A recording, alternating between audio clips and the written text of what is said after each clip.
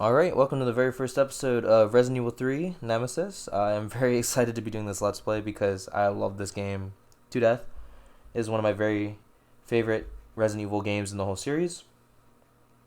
And pretty much, I'm not going to say I'm good at it, but I know some stuff. Like, I know how to dodge somewhat. It's all in the timing. It's also my very favorite game because it's the very first one that's like randomly generated. And what I mean by that is like locations can have different enemies in different playthroughs. Items can change. So pretty much every playthrough is different, especially since you also have like moments in the game where you can pretty much choose your own adventure to where you can either do one thing or you can do another thing, and it makes you go on a different type of path, kind of. And the reason why I am loading the game is because I've already beaten this game before, and I have a new game plus where pretty much, which data will you load? The epilogue, the restart, the continue? Yeah, okay, it's the continue. Okay. I've never played the new game plus before. I've always just restarted a new game to try and get a better run at it. All the new game plus does is I think it just gives you a boutique key, which is why I wanted to load up the game, is because I can also show off the costumes. This is also my favorite game because it has Jill before she had the long hair, and Jill's just one of my favorite Resident Evil characters. I mostly like Jill with the short hair than the long hair. It's just a preference. I don't know. I just like Jill as a character too. I think my other favorite character is Leon, because he's a cool guy.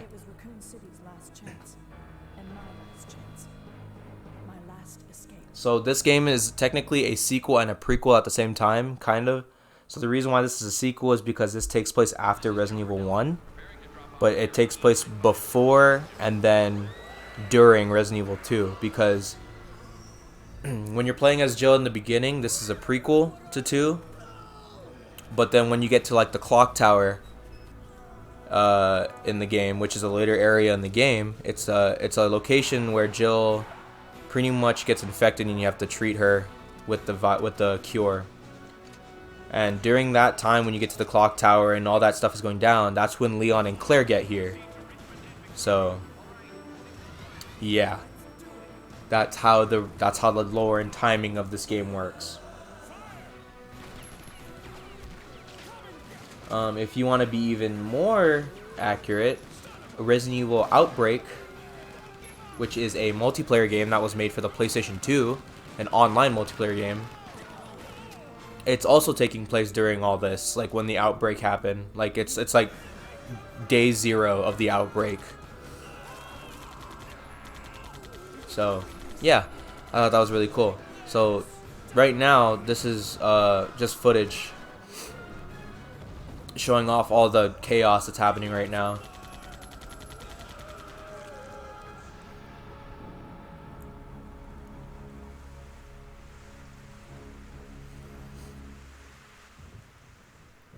Alright, farewell to my life, my home, last chance for survival.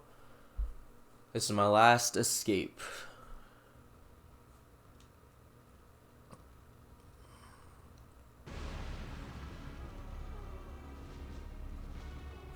Alrighty, let's do this. Now, I don't remember what the difficulty is when you continue a new game plus. I'm pretty sure it's hard, which means if it is, then Nemesis is gonna be a pain in the ass to deal with, because Nemesis is just a bullet sponge. But it's worth it if you can get him knocked down, because he'll drop special items. So I'm gonna try my hand at beating him as best as I can, because he drops actually really cool items. But I'm not gonna try and fight him every chance I get. I mean, I could try, but I'll probably die. So no guarantee that this is either going to be a Nemesis defeating tutorial or a 0 death speed run through, whatever. Because I'm not, I'll say it here, I'm not that good at this game. Like, I know the basics of like dodging enemies and, you know, finding faster routes and trying to do speedrunning stuff, but like not to the full extent. Because I've always, again, I don't know if I said this, but I've always wanted to speedrun the Resident Evil games. I just don't have a platform to do it on. Because if you want to speed run, you have to show the entire footage, which is why I want to live stream it. So whenever I can get a live stream going, that'd be great. I'm sorry about your daughter, but there isn't going to be any rescue. We have to get out of here. No! I'm not going anywhere. I'd rather starve to death in here than be eaten by one of those undead monsters. Now leave me alone!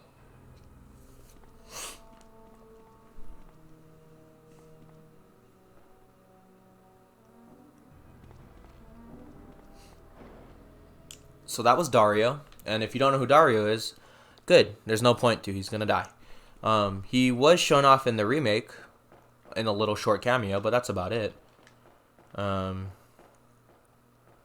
But yeah, that's a character that very few know of or remember.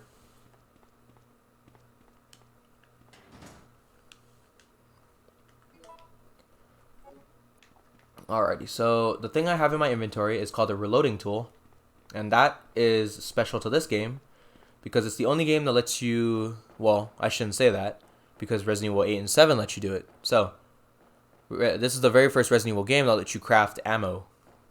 So I'll show it off right now because we get gunpowder in this room.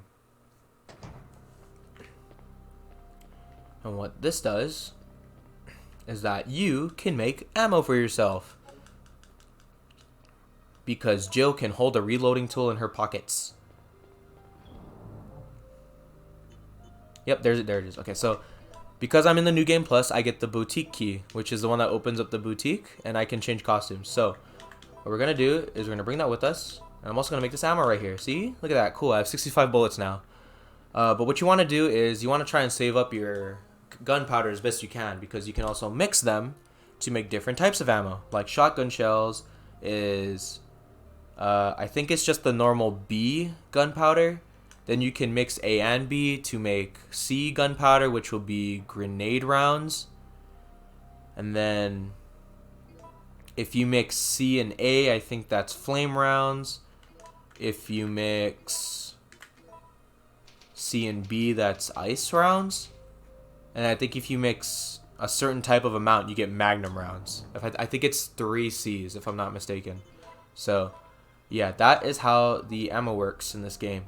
So you really want to try and manage your gunpowder as well as your item management. So this is also why I love the Resident Evil games. Item management, puzzles, all that nonsense. So cool. Love it. I'm a puzzle enthusiast, as they say. I don't think that's even a real saying. Never mind, I changed my mind. I didn't say that. But yeah, I love the old Resident Evils because of their puzzles and their item management. It really makes you think, you know? It's like, do I really need to bring all these guns with me? Or do I just need my shotgun or my pistol? What's best for the situation right now, you know? Like, I feel like the remakes, especially 2 and 3, are super easy. Because of the third-person view, where you could just easily hit headshots, and then the ammo in the game was just easy. I remember running through Resident Evil 3 with almost like close to 100 handgun bullets. So, like, yeah, it just really depends on how you item manage and like how you solve things fast, what you can do to get better stuff, knowing the locations. Here's a location that I remember. So what you do, you walk up to this door, interact with it. And there goes Brad, character from the very first Resident Evil. Oh, I tried to dodge.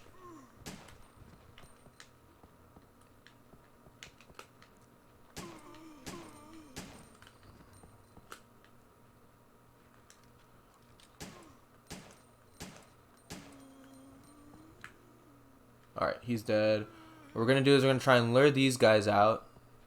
Because what we got to do is we got to go down there because it has an item that we need. And that item is oil. We need it for a lighter.